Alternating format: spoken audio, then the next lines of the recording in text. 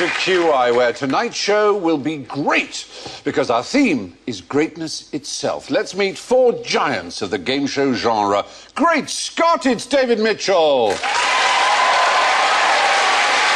Great balls of fire, Sean Locke.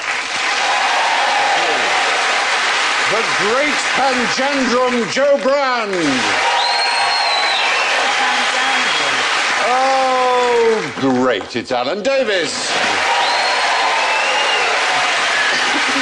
And Sean goes. This is great, balls of fire. Yeah, Joe goes. Oh, yes, I'm the great pretender. David goes.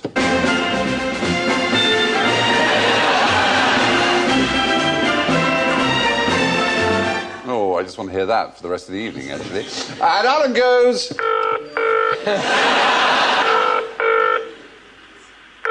Thank you for calling Great Eastern Railways. Your call is ready. Thank you. Very good. Excellent. Now, why are so many great men short? Are they really? David, you've hit the nail on the head. Rem acutetigisti, as they would say in Latin. I'm sure they would. Yeah. It means nice one, son. Yeah.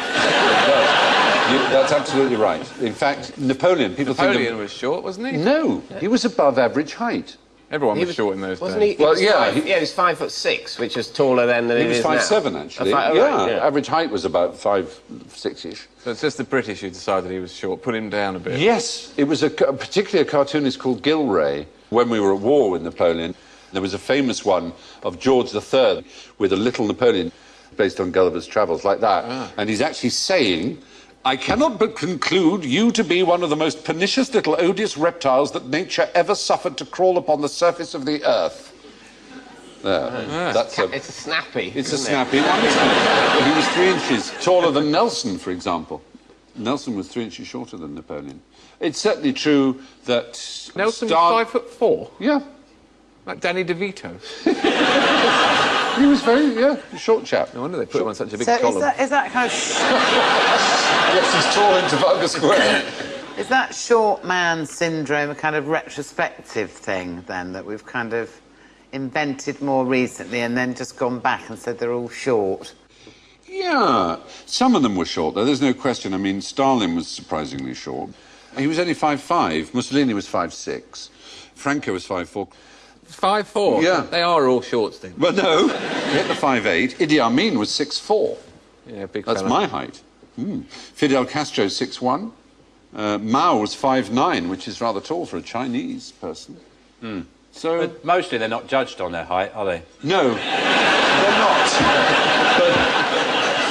They're not. But all I'm... We'll let that go. Yeah. All I'm saying, there seems to be historically no evidence that short people are more power-hungry, more tyrannical than people of average or tall stature. Because you know why it came about, though, because it's just that one... It's probably the one thing that short people have got to cling on to. One day they might be a dictator.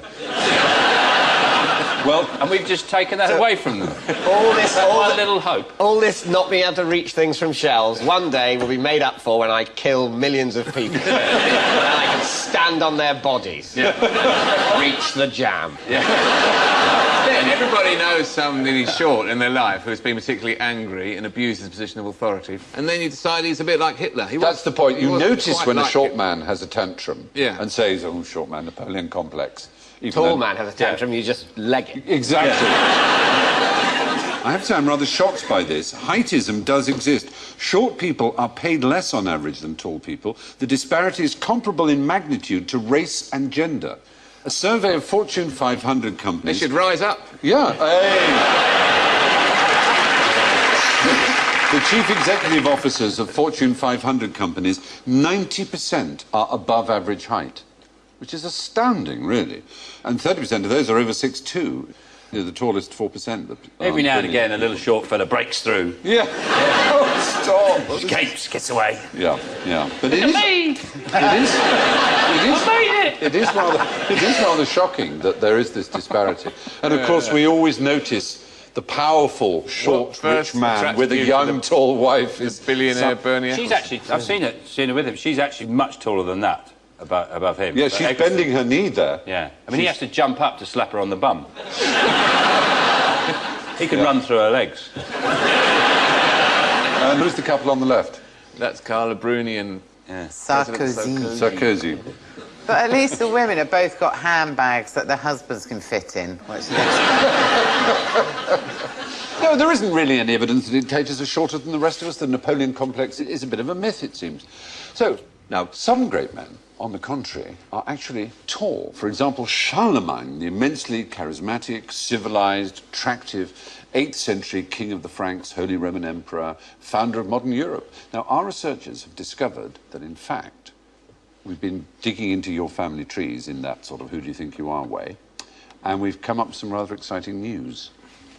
See if you can guess which of you is descended from Charlemagne. Well, civilised and attractive, it ain't me, is it? I think Alan. Alan? Well, is it all of us? Yes.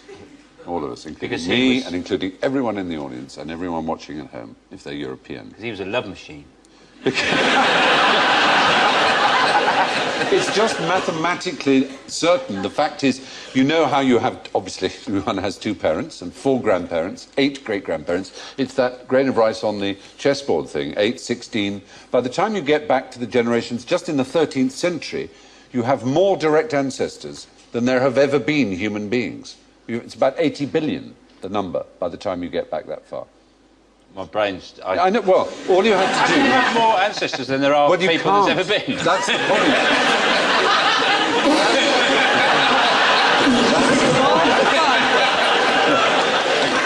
The point is you can't. The point It was is we bound to have happen have on this show one shared day. ancestors. Oh, I see, right. The point is they Thanks. have to be shared.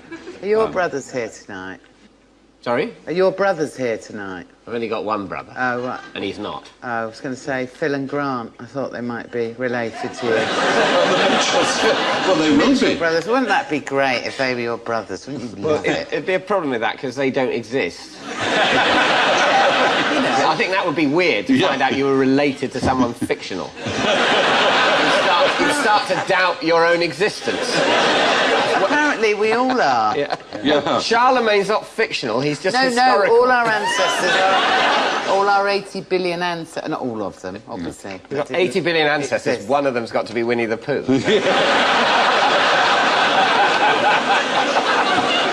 That's very odd. Yeah, it was a man called Mark Humphreys who was, in 1995 at Dublin University, was doing it, and he discovered that his wife was King Edward III's great-granddaughter 20 generations down the line. And he looked further into it, and of course he realised that so was Hermann Goering and Daniel Boone, the American explorer, pioneer. And then he kind of worked out the mathematics of it, and he's the one who's given us that. I'm just thinking about Charlemagne. I think that would be a really good name for, like, an aftershave, wouldn't it? It was Charlemagne. Well, let's smell medieval. I'm everybody. I'm everybody's daddy.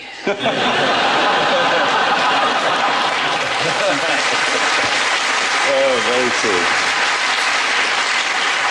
We're all related to Charlemagne, it seems. Computer models have shown that anyone living in the 8th century who had plenty of children and grandchildren is likely to be related to everyone living in Europe today.